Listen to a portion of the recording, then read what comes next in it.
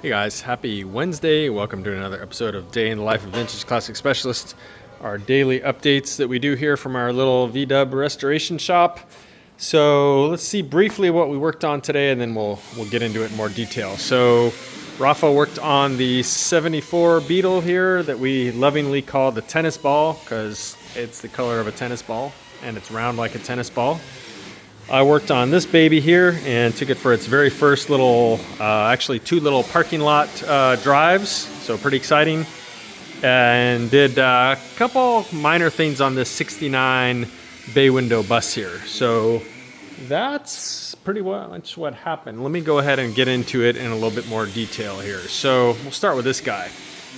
So this car is just a really nice car. Everything on it almost, for the most part, is in really great condition. Look at these tail light bulb holder assemblies. I mean, obviously Rafa cleaned these up, but these things are just incredible. When I saw him, I was like, how did you paint those like that?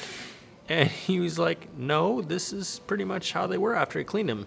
So just incredible, really, how well preserved this car was. A lot like this one, just really a nice car to work on because everything's not all gross and stuff like that. But anyway, yeah, so Rafa went and basically just like cleaned these up and installed them. And the seals, likewise, the seals in there were actually fine. He basically cleaned them up. The ones that go between the body and the bulb holder were fine. So he cleaned them up and we reused them. No reason not to. I mean, they're in perfectly excellent shape. And then the sort of let me try that again. The sort of tail light bucket. I don't know what this thing's actually called, but to me, it kind of reminds me of like a headlight bucket. Anyway, took those and cleaned them up, and then went ahead and undercoated the back sides of them so that it goes with the rest of the fender wells and so on here. So yeah, did those, and so this is pretty much all installed here.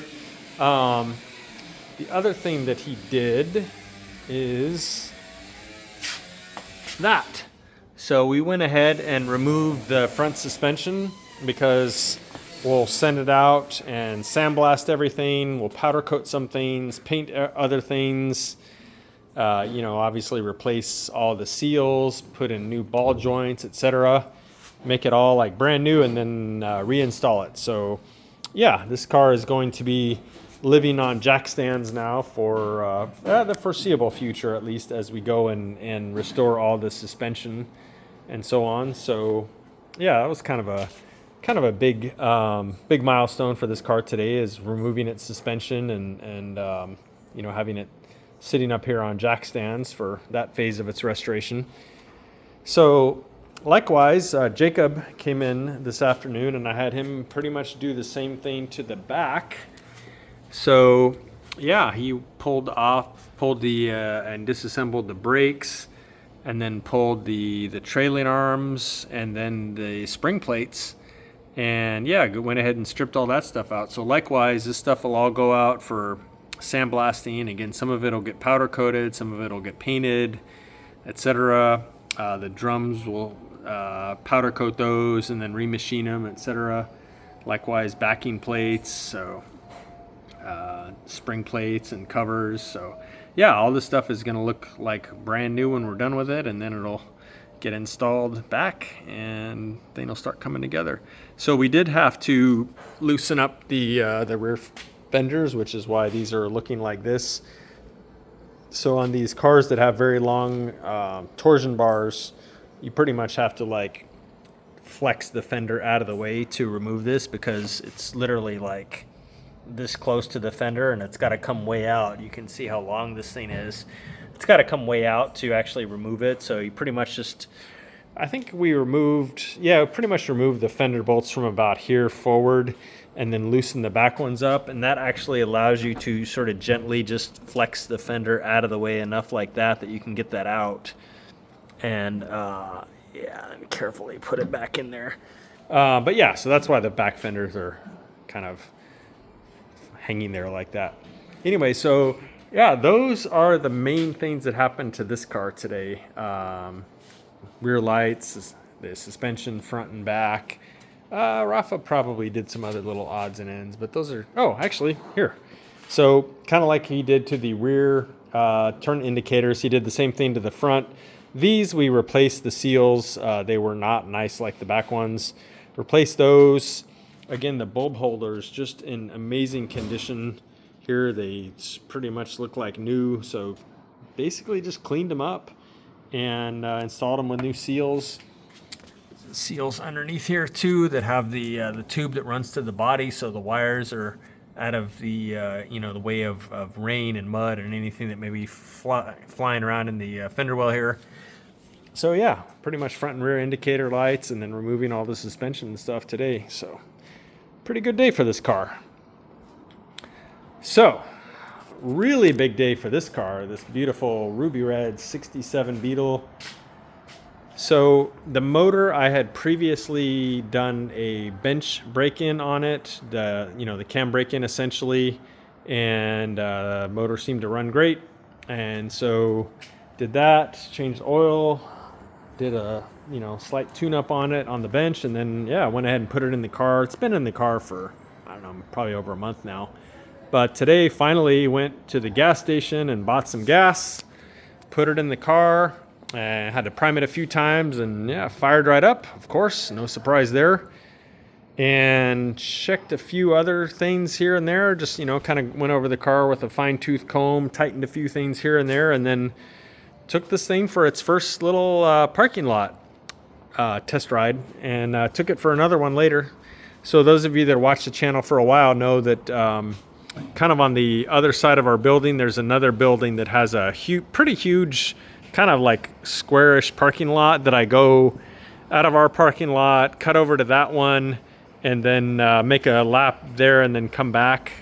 So yeah, the whole little route's probably maybe a quarter mile, probably more than a quarter mile. Anyway, something like that. So I will actually post up a video, if not today, then maybe tomorrow or sometime very soon for sure, of the very short test drive of this one. But yeah, everything's great. The motor feels great. Suspension, steering, everything feels amazing. I went ahead and straightened out the steering wheel. I did an alignment yesterday and got all that dialed in. So yeah, pretty much just need to now put more miles on this car. The other thing that we did today, just briefly here, was somehow the threads on this hinge pin on this side were kind of bunged up. So we went ahead and drove that hinge pin out, drove a new one in, and then installed a passenger side rear view mirror here. So another little thing, but something that we needed to do.